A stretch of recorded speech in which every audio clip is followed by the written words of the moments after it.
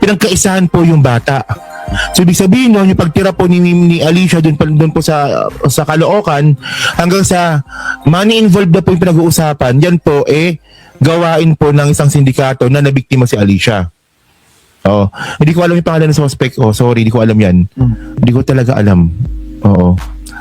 So ngayon ito, actually, mamaya may alias daw yung suspect. ang sabi nga po ni Nino Barsaga dyan, lab scam ito. Oh, Yon kasi, well, lab scam. So kwento na. love scam. Baka, di ba, nung mga nakaraang mga live po natin, mga bossing, ang sabi ko, meron tayong anggulo na nabubuo sa isip natin na kung yung jowa ni Mima Alicia ay kaibigan ng dalawang mag-asawa na umuutang doon, hindi kaya parte na parte yung jowa doon sa ginagawang pang-i-scam, no? Sila yung magkakasama, so ini-repair or kung kaya itinutulak kay Mima Alicia, ligawan mo yan, ganito, ganyan, paibigin mo yan, ganyan, ganito. At tapos, saka naman, dadali naman yung iba. Siyempre, kapag ka nakapasok na sa loob ng buhay ni Mima Alicia yun, at tapos, jowa pa, meron ng pwedeng masulsulan na din si Mima Alicia. O sige po, tayo na, kilala ko naman yan, mga kaibigan ko naman talaga yan. Mataas ang ko dyan, ang tiwala ko. Yung tipo ho bang ganon? Di po ba? Kasi base doon sa mga salaysay nila natin. So kwento na natin. Okay. Kasi kanina nabanggit naman to kay Insan Mike Si Alicia po nagpautang ng 8 million pesos. Grabe, no? 8 million pesos, mga kababayan. Noong una, no, Bampia, Tanak Sir Mark, pwede yan na pinaikot. Tama, Sir Mark, pwede yan pinaikot si Mima. Noong una ho, mga kababayan, ang naririnig natin, 1.6 million di ba? Something like that. Yun, akala ko yun yung buong yung pera na ni Boss Mike, yun lang. Tapos meron tayong narinig 2.4 kay Niolo naman. Tapos ngayon 8 million na yung total na naipautang. Ibig sabihin, ang dami talaga. At talagang sinindikato kapag kaguganyan. Si Mima naman ho, mga kababayan, although malaki pong kumita sa YouTube yan, kung di ako nagkakamali, base doon sa aking base sa nakikita ko sa social blade, siguro hindi bababa po ng 400,000 ang kinikita ni Mima. Pero yung 8, siyempre may gagastusin mo pa yun, meron ka pang doon, hindi maiipon lahat at hindi buong 400,000 lagi. For sure, malaking part dyan, pera ni Mima Alicia, tapos yung iba, ayun, hiniram kay Boss Mike Savera, at yung iba, baka hiniram din doon sa ibang tao. Ang na-scam po kay Mima Alicia is 8 million pesos. Akala ko nga 6 Sabi ko nga dati 6, di ba? Pero yung nakita pala nila is 8 million pesos po pala yung na-scam kay Alicia. So may nakita na talaga silang dokumento. So, paano ba to? Paano ba nangyari? Yun siguro, yun din ang tanong ko. Paano umabot ng 8 milyon? Hindi, yun nga. Tanong ko, sagot ko din, Malamang, nanghiram yan doon sa ibang mga kakilala niya. Ito. So, ganito mga kababayan, kwento ko na. At least kasi mahuli na mahuli na Para saan pa? Para itago pa yung yung kung ano nangyari kay Alicia. O, game na. Kwento ko na, Ganito. Game, Okay. Baka itanong nyo rin kung paano nakakuha ng 8 million ikwento mo na, please. si Alicia, kakwento ko rin. Okay. So, ganito mga kababayan, ganito. Okay. Meron po isang tao po kasi na lumapit kay Alicia para umutang ng pera. Malamang sa una maliit lang, di ba? Maliit lang. Pero knowing Yun yung sinasabing pinadama muna. Alicia, hindi po magpapautang ng basta-basta yan. Lalo na kung hindi kilala. Ngayon, dito na papasok yung scheme. Dito na papasok yung love scam. Okay? Yung tao po na yun na umuutang kay Alicia, okay? Tabi muna natin yan. Ngayon, may lalapit ngayon. Isang babae. Sabihin ko, isang babae. Ngayon, sabi ng babae, yan. pautangin mo yan. Yun umuutang ka kay Alicia. Pautangin mo yan. Ito pera, ipautang mo. Oh, nagigets ko na. No? At saka ho, Ruben Catensa, shoutout po sa inyo. At saka ho, mga kababayan, yung tipo bang, alam nyo ano yan eh, nung bata ako, pero mga 17 anyos yata ako, 16 anyos ako. Meron dati na parang pyramiding, yung Junes yata. Tama, no. Nakalimutan ko na yung pangalan eh. Magpo-post sila sa dyaryo, no?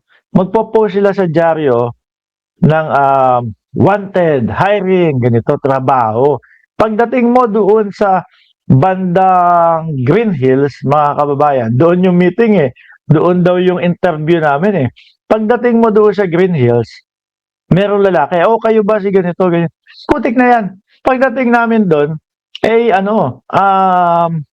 pagdating namin doon, sa lugar, ano pala, alam niyo yung mga pyramid ngayon na nakalimutan ko kung ano. Basta yung mga pyramid ngayon na ayoko magbanggit ng mga produkto ngayon na may membership, ganito, ganyan, pababa. Ganun pala yung napuntahan namin. Pagbaba namin, no, kasi 14,500 yung dati. Pagbaba namin, nung pinsan ko, si Eroy pa kasama ko noon, networking, oo. Pagbaba namin ng building, may sumalubong sa amin. Wala kayong wala kayong pambayad doon sa 14,500. Meron akong kilala. Nagpapautang. Anuhin kami. Kumbaga, sabi, sumama kayo. Hindi naman hindi naman po kami ipinanganak kahapon lang. So, natunugan na agad namin na, sabi mo, bagong tao lang, sasabihin, papautangin kami or whatever para doon. Malay mo, malamang hold upin kami noon or kung ano pa yung gawin sa amin ng mga. So sa madaling salita, hindi kami pumunta. Ngayon dito kay Alicia, merong isang nangungutang, no? Kasama panigurado 'yon doon sa plano, uutang ka ganito, ganyan, papakilala na malaking tao. At tapos magi-insert tayo ng isang tao na merong pera na kunyari, ito yung papautang mo, ito yung bibigyan ka niya ng pampautang kasi tiwala siya sa akin. And then after that, blah, blah, blah, na pautang mo. And then, ayan na, yung mga ganyang pangyayari na ho, mga kababayan. Di ba? Hanggang sa umikot yan na umikot, hanggang sa isang malakihang pangungutang na ang kukunin sa iyo, ang hihiramin sa iyo. So yung babae, pautang ng pera sa dun sa isang tao na duman kay Alicia. Actually, matagal na namin alam to, hindi lang namin sinasabi eh. Okay. So ngayon na nangyari, tumubo yung pera. So pinatikim nila yung bata. Pinatikim nila si Alicia, tumutubo yung pera, tumutubo yung Pinadama. pera. Ganon. And then eventually, mga kababayan, ngayon alam nyo ko nung yung hindi ko talaga makuha, bakit 7?